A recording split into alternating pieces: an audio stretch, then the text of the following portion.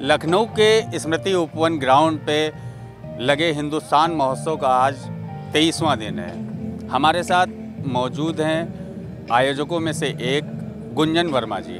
हम उनसे जानने की कोशिश करते हैं क्योंकि सांस्कृतिक विभाग इनके पास इस महोत्सव का है। सांस्कृतिक कार्यक्रम अच्छे हो रहे हैं, डेली ही लगभग सांस्कृतिक कार्यक्रम हो रहे हैं। आपका बहुत बहुत स्वागत है श्री न्यूज़ में। सांस्कृतिक कार्यक्रमों की रूपरेखा क्या रहती है और किस तरह से रहते हैं? जी धन्यवाद। अपना मैं पूरा परिचय पहले आपको दे दूं। मैं गुंजन वर्मा, अध्यक्षा नीशू वेलफेयर फाउंडेशन, सह संयोजक एनजीओ प्रकोष्ठ भाजपा महानगर लखनऊ और आयोजिका हिंदुस्तान हस्तशिल्प महोत्सव। तो जैसा कि आपने बताया कि मंच का समस्त कार्यभार क्योंकि मैं ही देख रही हूँ, तो मेरा ये प्रयास होता है कि हमारे मंच से जो हमारे भारत की सभ्यता और संस्कृति को बढ़ाने वाले कार्यक्रम है, क्योंकि भारत आपने देखा है कि एक कल्चर का देश है, विविधता का देश है। हर थोड़ी दूर पे जब आप जाते हैं तो यहाँ का खान पान मतलब सभ्यता संस्कृति चेंज हो जाती है। तो डिफरेंट आर्ट फॉर्म्स हैं, डिफरेंट डांस फॉर्म्स हैं हमारे देश में, जो कहीं ना कहीं नई पीढ़ी भूलती जा रही है, विलुप्त होती जा रही है। तो हमारे पास जब लोग अप्रोच करते हैं हमसे स्लॉट लेने के लिए, मंच पे परफॉर्म करने के लिए, तो प्रयास होता है कि जो हमारे भारत के कल्चर को बढ़ाने वाले कार्यक्रम हो, अलग अलग प्रांत के लोकगीत, लोक नृत्य, इस तरह के कार्यक्रम को यहाँ पे वरीयता दी जाती है। और ये हमारा जो मंच है ये प्रदेश स्तर का मंच है।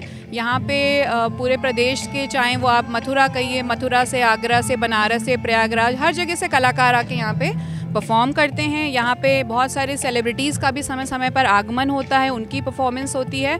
तो जहाँ एक तरफ ये प्रदेश स्तर का मंच है, बड़े कलाकार परफॉर्म करते हैं, दूसरी तरफ ये मंच जो है ये आम जनता के लिए, जो हमारी आम कलाकार है, मतलब लखनऊ के या प्रदेश का कोई भी व्यक्ति अगर हमसे संपर्क करता है, उसके अंदर कोई भी प्रतिभा है, तो हम उसको निःशुल्क मंच प्रदान करते हैं। बस उसको करना ये होता है कि हमसे संपर्क करना होता है, हमसे स्लॉट बुक करना होता है, तो हम उनको टाइम बताते हैं और बिना 1 रुपये का शुल्क लिए कोई भी व्यक्ति हमारे मंच में परफॉर्म कर सकता है। और हर एक कलाकार का हम यहाँ मंच से सम्मान भी करते हैं। परफॉर्मेंस का क्राइटेरिया क्या रहता है, एज ग्रुप क्या रहता है? देखिए, हमने अपने मंच पे कोई एज लिमिट नहीं रखी है। यहाँ पे मतलब 3 साल के बच्चे से लेके 70-72 तक के व्यक्ति भी यहाँ परफॉर्म करके गए हैं। बस ये है कि अगर आपके अंदर कोई भी टैलेंट है, चाहे वो नृत्य है, गायन है, एक्टिंग है, योगा है। मैं आपको बताऊं कि हमारे मंच पे मतलब लोक नृत्य, लोक गायन तो होता ही है अलग अलग प्रांतों का। इसके अलावा हमने जो स्लॉट दिए हैं, यहाँ पे ब्यूटी पेजेंट भी हो चुका है, बॉडी बिल्डिंग भी हो चुका है। हर दिन यहाँ पे एक स्लॉट कवि सम्मेलन का भी होता है। तो हमने कोई भेदभाव नहीं किया है, बस हमने टैलेंट को वरीयता दी है कि अगर आपके अंदर कोई भी टैलेंट है और आपको कहीं मंच नहीं मिल रहा है तो आप हमसे संपर्क करें और हम आपको निःशुल्क मंच प्रदान करते हैं। भारत एक सांस्कृतिक विविधताओं से भरा देश है, आप उसको एक मंच पे लाने का प्रयास कर रही हैं। तो अभी तक किस तरह के सांस्कृतिक प्रोग्राम यहाँ पे हुए और किस किस प्रदेश से लोगों ने यहाँ प्रतिभाग किया है? जी, जैसे कि हमारे मंच को जो लोग फॉलो कर रहे होंगे उन्होंने देखा होगा कि यहाँ पे चाहे राजस्थान का जो नृत्य होता है, राजस्थान का कालबेलिया नृत्य होता है, पंजाब का जो गिद्धा ट्रेडिशनल होता है, असम का नृत्य होता है। तो और उसके साथ साथ हमने इस्कॉन का भी यहाँ ग्रुप आया था, जिसने जो इस्कॉन के भजन होता है उसको बहुत ही नए तरीके से लोगों के सामने प्रस्तुत किया ताकि लोग उससे जुड़ सकें। और रॉक बैंड्स भी आते हैं। तो कुल मिलाकर हमने एक मंच पे, मतलब भारत के जितने भी रंग हैं, हमने एक मंच पे उसको लाने का पूरा प्रयास किया है। और इसके साथ आपको मैं बताऊं मंच के विषय में, जैसा कि मैंने बताया कि मैं एनजीओ भी चलाती हूँ।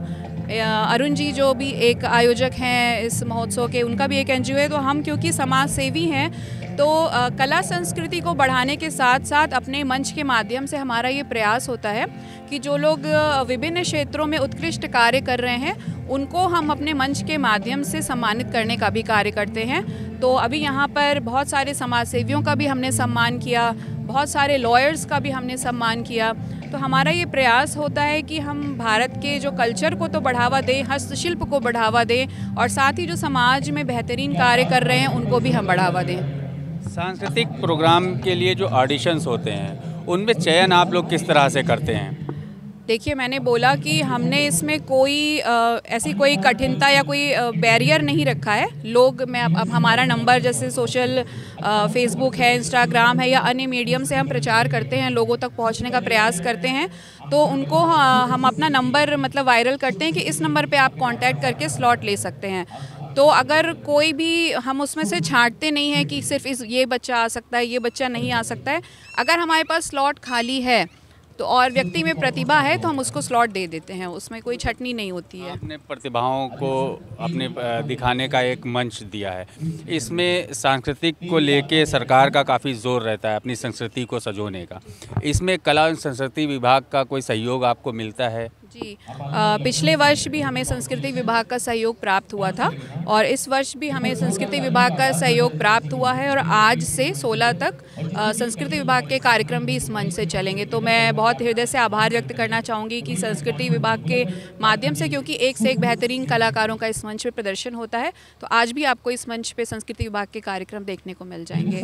तो जो भी आपके व्यूअर हैं उनको मैं ये बोलूँगी कि ये जो हिंदुस्तान हस्तशिल्प महोत्सव है, यहाँ पर हम कला संस्कृति को बढ़ावा तो दे ही रहे हैं। यहाँ पे आपको पूरे भारत के हस्तशिल्प के प्रोडक्ट मिल जाएंगे। मतलब आप ये एक छत के नीचे आप कश्मीर की शॉल से लेके खुर्जा की क्रॉकरी, लकड़ी के सामान, घर की हर एक वस्तु, पूरे भारत के विभिन्न आइटम आपको, एक तो आप यहाँ पे जी भर के शॉपिंग कर सकते हैं और यहाँ पर 26 बड़े झूले और बहुत सारे छोटे झूले भी हैं। यहाँ बच्चों के मनोरंजन के लिए फ़िश टनल है जहाँ पे बहुत डिफरेंट टाइप की फ़िशेज़ आपको दिखेंगी, बच्चे बहुत इन्जॉय करते हैं। और मतलब भारत का जो खान पान है, फूड आइटम्स हैं विभिन्न प्रांतों के, वो भी आपको यहाँ पे मिल जाएंगे। तो अगर एक छत के नीचे आपको एडवेंचर चाहिए, डिफरेंट शॉपिंग, एक से एक प्रोडक्ट चाहिए, कला संस्कृति को बढ़ावा देना है, हस्तशिल्प को बढ़ावा देना है, तो मतलब यहाँ पे एंटरटेनमेंट के हर साधन मौजूद हैं। यहाँ पर शॉपिंग, मतलब मुझे लगता है इससे बेस्ट जगह क्या होगी कि आप अपने परिवार के साथ आ सकें। पूरे भारत को एक प्लेस पे लाने का प्रयास आप लोगों का रहा है। हमारे साथ यहाँ की महासचिव मोनालिसा जी भी हैं, हम उनसे जानने की कोशिश करते हैं। मेले के बारे में आप पहले कुछ बताइए, महोत्सव के बारे में आप कुछ बताइए। जी नमस्कार, मैं मोनालिसा निश्चित सचिव बोल रही हूँ। इस मेले के बारे में आपको ये बताना चाहूँगी कि जैसे कि गुंजन जी ने सारी चीज़ आपको बताई दी है कि एक जगह पे आपको सारी चीज़ें मिल जाती हैं, जहाँ विभिन्न प्रकारों के बनारसी साड़ियाँ मिल रही हैं, पश्मीना की शॉल मिल रही हैं, अच्छे अच्छे अचार मिल रहे हैं, लकड़ी के आइटम्स मिल रहे हैं, जूट के आइटम्स मिल रहे हैं, जो मतलब हम लोग जनरली हर जगह पाई नहीं जाती है। तो एक हम लोग सालों में इंतज़ार करते हैं कि ठीक है महोत्सव लगने वाली है तो हम लोग वहाँ शॉपिंग करेंगे। मैंने भी यहाँ बहुत अच्छे से शॉपिंग करी है और हर साल करती हूँ। तो बस ये बताना चाहूँगी। और यहाँ के झूले 26 झूले हैं, लिटरली बहुत एडवेंचर है वहाँ पे। मेरे बच्चों ने तो बहुत इन्जॉय किया, हमने भी बहुत इन्जॉय किया। ये चीज़ें मैं बताना चाहूँगी कि लोग यहाँ आ रहे हैं और एक जगह इतनी मतलब विभिन्न प्रकार के झूले देख के बच्चे भी खुश हैं, बड़े भी खुश हैं। तो टोटल एक फुल इन्जॉय है यहाँ पे मेले में।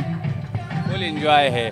कहा जाता है महिलाएं देश के आधे देश पे भागीदारी है महिलाओं की है, तो महिलाओं को लेके यहाँ किस तरह से ज़्यादा देख रहे हैं आप लोग हैं और सांस्कृतिक प्रोग्राम में भी महिलाओं की हिस्सेदारी काफ़ी है, इसको किस तरह से आप लोग मैनेज कर रहे हैं? देखिए, हमारे जो स्टॉल्स हैं यहाँ पे आपको बहुत सारी स्टॉल्स पे दिखेंगी कि महिलाएं ही उसको डील कर रही हैं, महिलाएं उसकी ओनर हैं। और हाँ, हमने वरीयता भी दी है कि अगर कोई महिला हमसे संपर्क करती है तो हमको कुछ छूट भी प्रदान करते हैं, क्योंकि कहीं ना कहीं हमारे अंदर एक समाज सेवी है। तो अगर हमें एक महिला अप्रोच करती है तो मेरे अंदर एक सॉफ्ट कॉर्नर है कि हाँ, उसको जितना पॉसिबल है उतनी एक तो छूट प्रदान की जाए। मतलब तो लेडीज़ फर्स्ट। जी जी बिल्कुल। और शॉप्स पे तो मिलेंगे ही आपको, और साथ ही आप मेरे मंच पे भी आप देखेंगे तो महिलाएं हैं जिन्होंने पूरा मोर्चा संभाला हुआ है हर फील्ड में। तो क्योंकि जैसा आपने कहा कि आधी आबादी हमारी महिलाएं हैं, तो बिना उनको लेकर चले आप कोई भी आयोजन मुझे नहीं लगता कि पॉसिबल है। और महिलाओं को अगर आपने इम्प्रेस कर लिया, अगर महिला ने कह दिया आपको महोत्सव चलना है, तब तो हस्बैंड और परिवार जाएगा ही। तो इसलिए महिलाओं के लिए यहाँ पे हर एक आइटम्स, मुझे लगता है पुरुषों से ज़्यादा जो महिलाओं के आभूषण है, कपड़े है, शॉल है, फूड आइटम्स, उनको हमने ध्यान में ज़रूर रखा है कि महिलाएं यहाँ से खुश होकर जानी चाहिए। महोत्सव में ज़्यादातर महिलाओं का आइटम है, कहीं ना कहीं पुरुषों की अनदेखी हो रही है। नहीं, अनदेखी तो नहीं है, लेकिन एक्चुअली महिलाएं, मुझे लगता है उनको ज़्यादा चीज़ों की ज़रूरत भी पड़ती है। पुरुष तो मुझे लगता है 2-4 चीज़ों में उनका काम हो जाता है।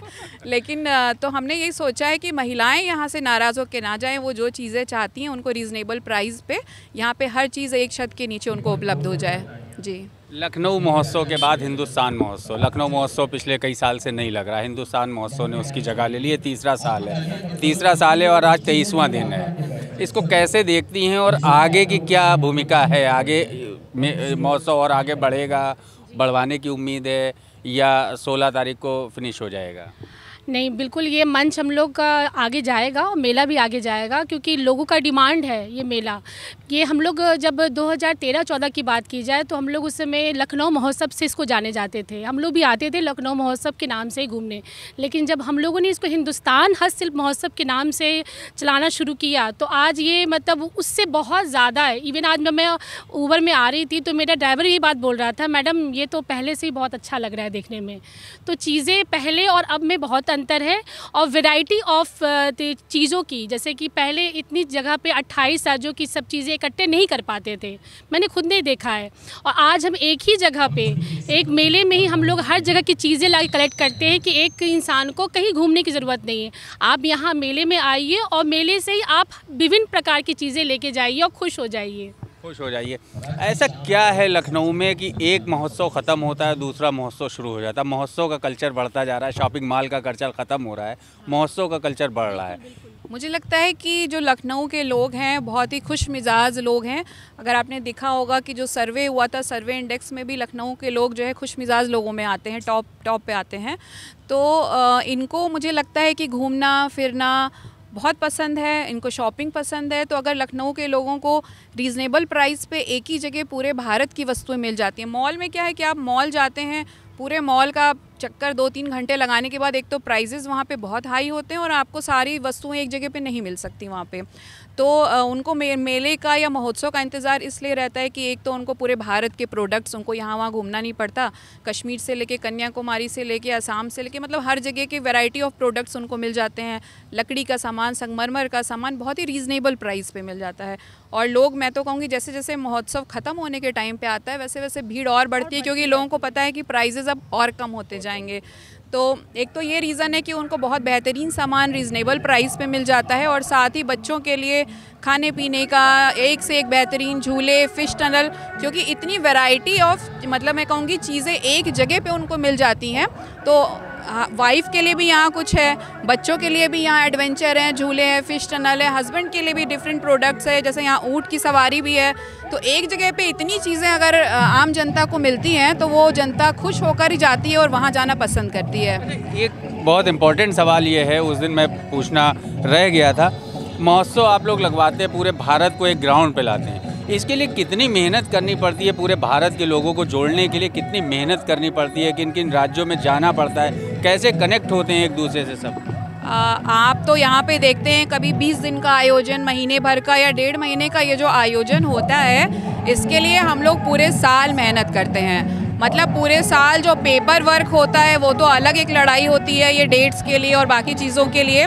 और इसीलिए हमने अपने डिपार्टमेंट जो है वो बांटे हुए हैं कि मंच का एक जिम्मेदारी पूरा मैं देख लेती हूँ, किसको स्लॉट देना, किसको प्रायोरिटी देना, कि ये किस दिन अवार्ड फंक्शन होना, किसको बुलाना, गेस्ट, तो मंच का क्योंकि पूरा मैं देख लेती हूँ। इतनी सारी इसमें NOCs और इतने पुलिस प्रशासन के डिफरेंट बहुत सारे काम होते हैं, अरुण जी संभाल लेते हैं। इसके बाद ये जो शॉप्स होता है, इतनी शॉप्स को पूरे भारत से इकट्ठा करना, क्योंकि हम कई सालों से ये काम करते आ रहे हैं, तो बहुत मतलब इनके कॉन्टैक्ट्स हैं हमारे पास। तो दुकानदार खुद वेट करते हैं, वो हमसे पूछते ही रहते हैं कि कब आपका महोत्सव लगेगा, हमें आना है। तो विनय जी और रणवीर जी जो है ये शॉप्स और इन सारी चीज़ों को डील करते हैं। तो लेकिन ये आसान नहीं होता है, ये जो आप 1 महीने का या 1.5 महीने का आयोजन देखते हैं, इसके लिए समझिए पूरे साल हम लोग लगे रहते हैं, तो आसान नहीं है। पूरे साल आप लगते हैं, आप महिला हैं, आपके ऊपर घर की भी जिम्मेदारी है। घर की जिम्मेदारियों के साथ साथ और इतना बड़ा आयोजन करना कितना चैलेंजिंग होता है और कैसे घर को और महोत्सव को मैनेज करती है? जी, ये कॉमन सवाल है आपका। हाँ, देखिए मैं बताऊँ, मैं सोशल वर्क में भी हूँ। जब ये महोत्सव नहीं होता मैं सोशल वर्क में भी बहुत एक्टिव हूँ, इवेंट्स वगैरह भी कराती हूँ।